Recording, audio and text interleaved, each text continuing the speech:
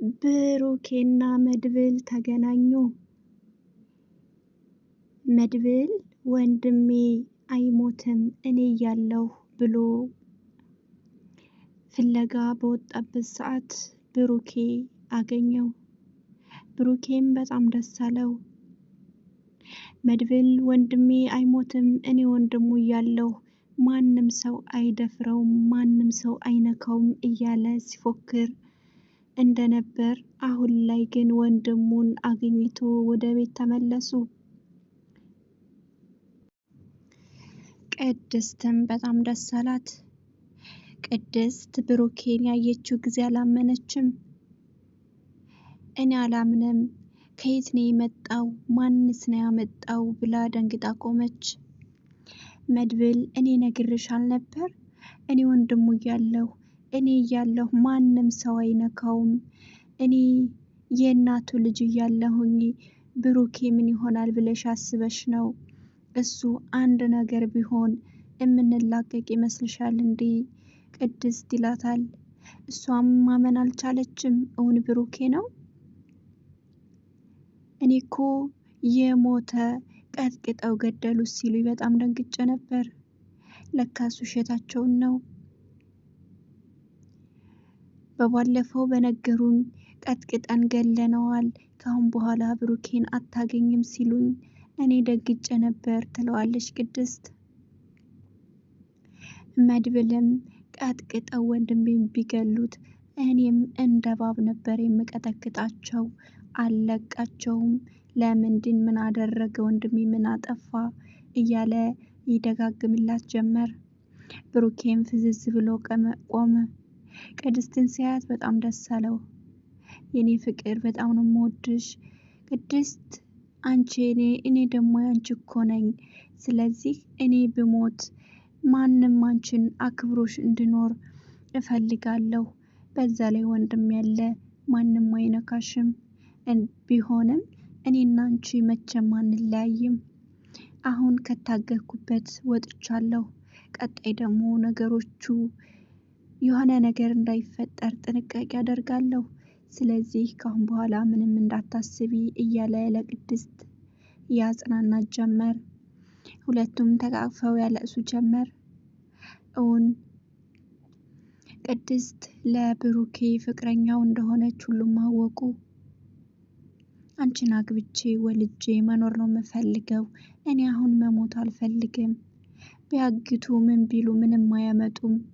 በዛ ላይ ጀግና ወንድም አለኝ። መድብል እኮ የኔ ወንድም ነው እያለ ይደጋግምላት ጀመር።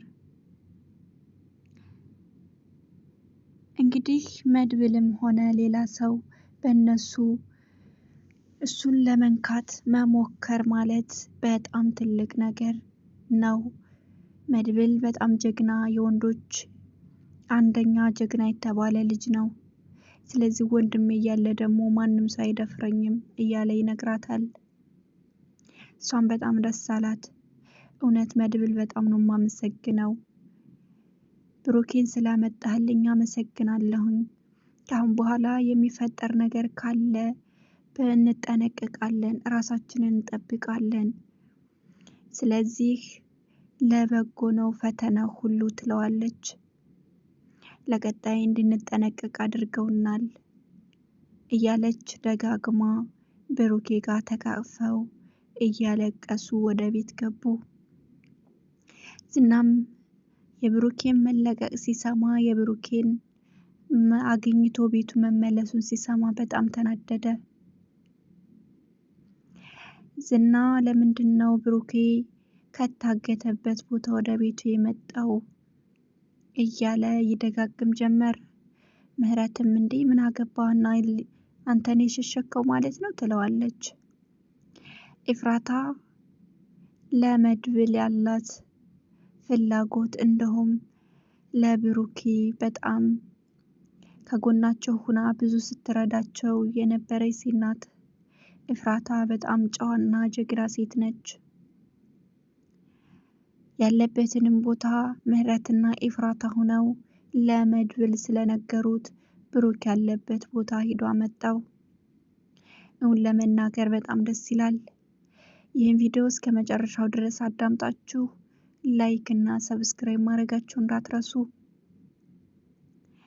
ምሳሌ የመድብል ልጅ እሷንም ሊያግቷት ሲሞክሩ ግን አልተሳካላቸውም። መድብልን ልጁን አግተን እንጎዳዋለን እንዲሁም እንገላታለን እናግታታለን ብለው በዛቱበት። ግን እሳ ምንም ነገር አልተሳካላቸውም። ሊያግቷትም አልቻሉም። እንግዲህ የመድብል ልጅ ምሳሌ ቅድስትን አደራሽን እቤት ጠብቁኝ፣ ማንም ሰው ቢቆረቁርባችሁ በሩን ወጥታችሁ ማነህ ብላችሁ ራሱ እንዳትወጡ እያለ ሲመክራት ነበር። ግን እሳ የሱን ምክር ባለመስማቷ በሩን ሲቆረቁሩ ምሳሌ የሮጠ ሂዳ በሩን ትከፍት ጀመር። ግን ለማፈን እንዲሁም አግተው ለመውሰድ አልሰካላቸውም። ቅድስት ብቅ አለችና በፖሊስ ነው ማስይዛችሁ፣ ፖሊስ ነው የምጠራባችሁ፣ ቶሎ ብላችሁ ከግቢ ውጡ ስትላቸው እየተሯሯጡ ሄዱ። እንግዲህ ምሳሌም ሳትታገት ወደ ቤቷ ገባች። መድብል አሁን በጣም ብዙ ጥላቶች ስላሉን ሁላችሁም መጠንቀቅ አለባችሁ፣ ሁላችሁም ከጎኔ መሆን አለባችሁ፣ ሁላችንም ስንሄድ አብረን ቤት ስንሆን አብረን መሆን አለብን። ጥላቶቻችን በዝተውብናል። አብሶ ዝና የሚባል ሰው በእኛ ላይ ብዙ ነገር እያሰረ ይገኛል። ስለዚህ ሁላችሁም ጥንቃቄ ማድረግ አለባችሁ እያለ ለመላው ቤተሰቡ ይነግራቸው ጀመር። ዝና በጣም ጥሩ ልጅ ይመስላል፣ ግን በውስጡ ክፋትን ያዘለ በብሩ እንዲሁም በቲቤቱ ነገሮችን ወደኋላ የሚያስቀር ልጅ ነው። ስለዚህ ሁላችንም መጠንቀቅ አለብን። ማንም ሰው ሁለተኛ እንዳግተና አንፈቅድም። ዝና ቢቀልድም ቢጫወትም ከምህረት ጋር ነው እንጂ ከሌላ ሰው ጋር በጣም ክፉና እንዲሁም በብሩ ብዙ ነገር እንደሚሰራ ይነግራቸው ጀመር። ስለዚህ መድብልም ማንም ሰው ይሁን ማንም እኔ ማንንም ፈርቼ አልኖርም፣ ለምንድንስ ነው የምፈራቸው? ልፈራቸውም አልችልም እያለ ደጋግሞ ይነግራቸው ጀመር። አሁን ብዙ ነገሮች ሊፈጠሩ ይችላሉ፣ ግን እሳ ካሁን በኋላ ምንም ነገር ሊፈጠር አይችልም። እኔ ያለው ቤተሰቦችን ማስጠቃት አልፈልግም እያለ መድብልም ይነግራቸው ጀመር። ሞገስም በጣም ፈሪ እንደሆነ ሞገስ ምን ሆነህ ነው ከኔ ጎን ሁለዚህም ከኔ ጋር ሁን እያልኩህ ለብቻ የምትሸሸው ለምን ትፈራለህ እያለ መድብል ይናገረዋል። ሞገስም እንደዚህ ውስጥ እኔ መግባት አልፈልግም፣ እንዴ ነገስ የሆነ ነገር ቢያደርጉኝስ እያለ ሲለው እንዴ አንተ ወንድ አይደለህ እንዴ? ምንስ ነገር ቢያደርጉ አንተ ላይ ምንስ ቢፈጠር ወንድ ልጅ አይደለህ እንዴ እያለ ይነግረዋል። እሱም ወንድ ልጅ አይፍራ ያለው ማን ነው? ወንድ ልጅም እኮ ይፈራል። ስለዚህ እኔ በእንደዛ አይነት ነገር ምንም ነገር ላግዛችሁም ከጎናችሁም ልሆን አልችልም ይለዋል። እንግዲህ ሞገስ በፍርሃቱ አንደኛ እንደሆነ እናውቃለን። ስለዚህ ሞገስን ትተን ዳጣ በሱ ልክ ጀግና እንደሆነች እንዲሁም ነገሮችን ቀስ ብላ እንደምታስብ ዳጣ አሁን ነገሮቹ እየገባት ይገኛል።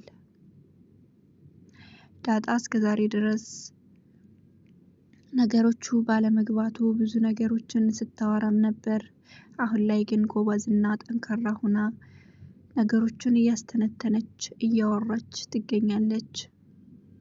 ስለዚህ ቅድስት ለብሩኬ ብቻ ናት። ቅድስትንና ኤፍራታዬን እንዲሁም ብሩኬ የምትወዱ በሙሉ ላይክ እና ሰብስክራይብ ማድረጋችሁ እንዳትረሱ። የቅድስትና የብሩኬ ወዳጆች እንዲሁም የኤፍራታ ወዳጆች የሆናችሁ በሙሉ ላይክ ማድረጋችሁ እንዳትረሱ። በቀጣይ ደግሞ አዳዲስ ነገሮችን ይዤላችሁ እመጣለሁኝ። እንግዲህ ብሩክ ያው ወደ ቤቱ መመለሱ በጣም ደስ ብሎኛል። ብሩክ በጣም ጨዋ ልጅና ደስ የሚል ልጅ ነው። ሁላችንም እናውቀዋለን ማለት ነው። ስለዚህ የብሩክና የቅድስት እንደውም ብሩክና ቅድስት ቢጋቡልን በጣም ደስ ይለናል ማለት ነው።